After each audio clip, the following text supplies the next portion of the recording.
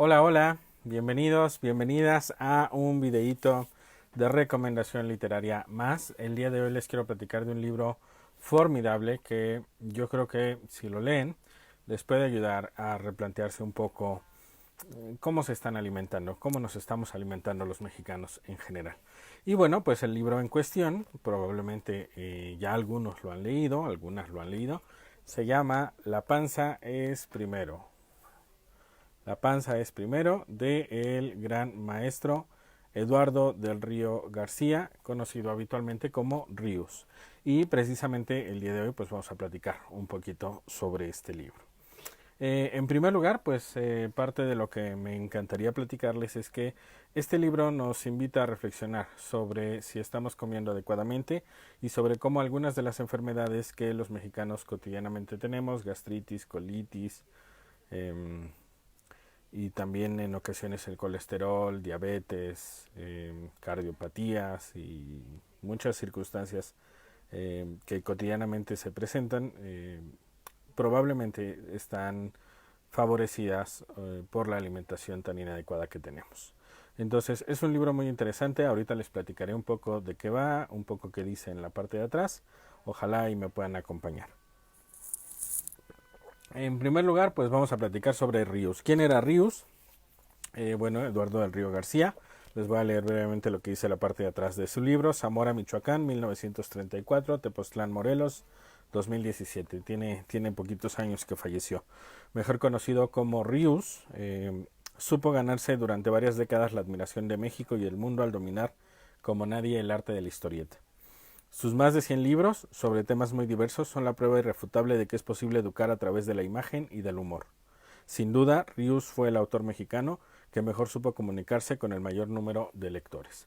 Rius en realidad fue autodidacta, mucha de la información que él transmitía en sus libros se debían a investigaciones que él realizaba porque eh, él no tuvo estudios de universidad ni nada por el estilo, sino que en realidad él iba investigando sobre algunos temas e iba haciendo sus libros.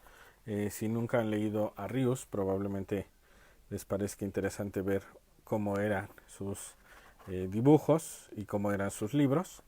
En realidad lo que él hacía era con monitos ir compartiendo información para que la gente comprendiera temas que eran muy complejos y los empezara a investigar.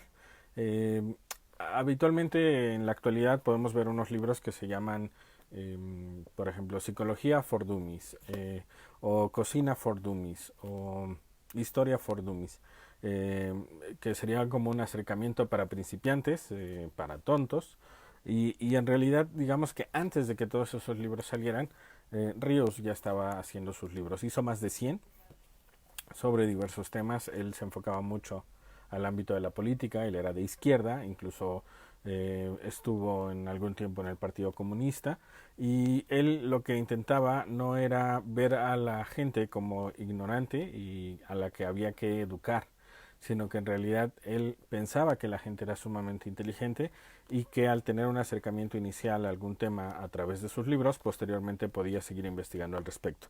Todos los libros que él maneja tienen en la parte final una bibliografía y lo que él buscaba habitualmente era que sus libros fueran como la puerta de entrada para averiguar sobre temas que a la gente le pudieran llamar la atención.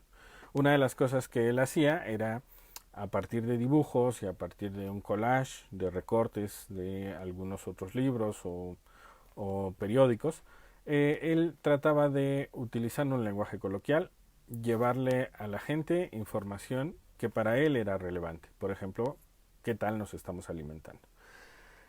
Y entonces este libro, que se llama La paz es primero, fue el primer libro en cuestionar las fallas nutricionales de la comida mexicana, famosa por sus fritangas y garnachas, así como su preferencia por las carnes rojas, platillos que se suelen acompañar de refrescos.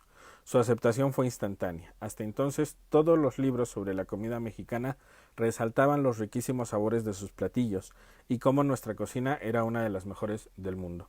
Pero Rius puso el dedo en la llaga al revelar que la cocina mexicana carece en general de elementos nutritivos, o los usa de forma tan desbalanceada que provoca obesidad y múltiples enfermedades. La respuesta, nos dice el maestro Monero, está en el pasado, la mejor y más auténtica comida mexicana. Se nos apagó el foquito de aquí. Eh, la mejor y más auténtica comida mexicana es la vegetariana. Rius era vegetariano y entonces parte de lo que él buscaba era invitar a la gente que dejara de consumir tantos alimentos procesados y tantos alimentos de productos como la carne, el pollo. eh, y también él intentaba hacer conciencia de que en muchas de las ocasiones lo que la mayoría de los libros decían, que la comida mexicana era deliciosa, en realidad tenía mucho que ver con un uso excesivo de aceite o de grasa y que por supuesto era rica, pero poco nutritiva. Entonces él puso el dedo en la llaga en un tema que tradicionalmente pues se veía como algo sagrado, ¿no? Que era la comida. Y también puso el dedo en la llaga porque en muchas ocasiones él también cuestionaba estas ideas religiosas que la mayoría de los mexicanos tenían o tienen o tenemos. Entonces es interesante porque Rius lo que hacía era mm, no ganarse enemigos como tal, sino externar honestamente sus puntos de vista y dejar la información a la mano de la gente para que la gente tomara la decisión final de si modificaba sus costumbres, sus creencias o sus acciones. En lo particular, yo me gusta mucho comer carne, me gustan mucho los taquitos, me gusta mucho comer pollo. Soy principalmente pollívoro porque mi familia tenía una pollería hace muchos, muchos años y entonces me acostumbré a comer pollo, como más pollo que carne. Sin embargo, siempre me he definido como carnívoro. Y durante mucho tiempo había leído libros relacionados con la sugerencia de comer más verduras o literalmente dejar de comer todo tipo de carne. Y obviamente la forma en la cual transmitían esta información hacía que en realidad no se me antojara intentarlo. ¿Por qué? Porque lo hacían desde una perspectiva de o espantarte o desde una perspectiva de considerar que los lectores tenían poca inteligencia o de alguna forma mezclar verdades con mitos. Y creo que en términos generales lo que hacía era desmotivarme a intentar modificar mi dieta. Ni siquiera me invitaba a estos libros a cuestionar si en realidad mi alimentación estaba siendo adecuada o no. Y es maravilloso leer a Ríos. Este libro lo compré ya hace algunos años. En realidad él lo hizo, déjenme se los comparto. La primera edición surgió en el 2006. Miento, la primera edición de bolsillo, porque la original fue en 1999. Estamos hablando del siglo pasado. Este libro ya tiene un chorro de tiempo. Yo lo compré hace como 5 años y no me había animado a leer. Y lo leí hace aproximadamente un mes y me fascinó. En verdad es un libro que de una forma muy amable, de una forma muy cómica, de una forma muy gentil, te invita a reflexionar. Y en lo particular me invita a reflexionar sobre mi alimentación. He ido disminuyendo drásticamente el consumo de carne, he ido disminuyendo drásticamente el consumo de azúcar, he ido disminuyendo también un poco el consumo de algunos productos que están procesados, que no son para nada naturales, y evidentemente pues el cuerpo empieza a mostrar un resultado positivo que no necesariamente se verá por fuera, sin embargo uno se va sintiendo mejor o yo me voy sintiendo mejor. Entonces a mí me sorprendió eso. Yo creo que hay libros tan genialmente escritos que te motivan a intentar algo diferente.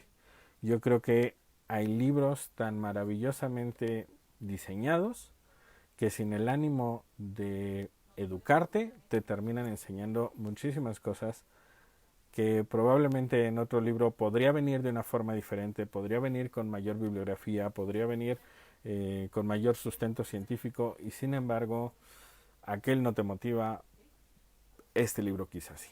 Entonces yo por eso quiero recomendarles este que se llama La panza es primero.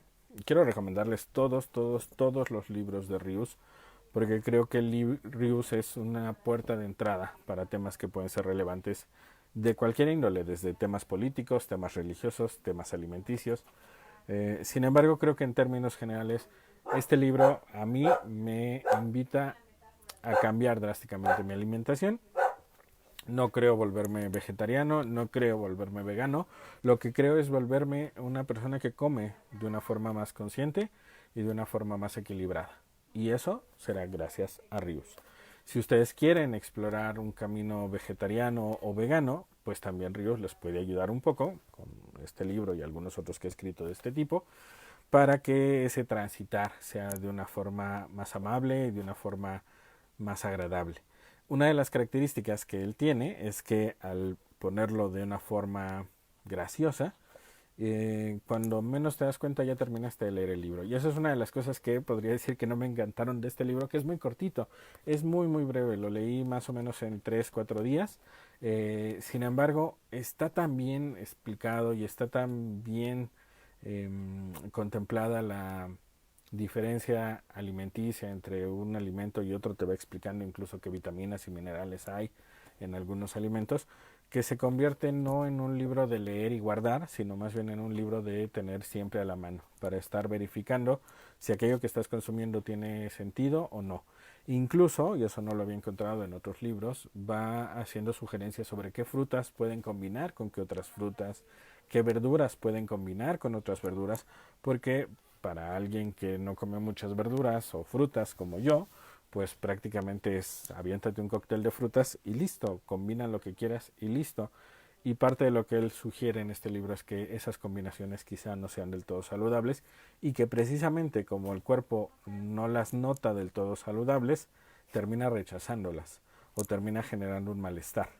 Entonces, ¿por qué? Porque incluso en las verduras, incluso en las frutas, al no combinarlas adecuadamente, podemos tener un exceso de ciertos minerales o vitaminas y un déficit de algunos otros.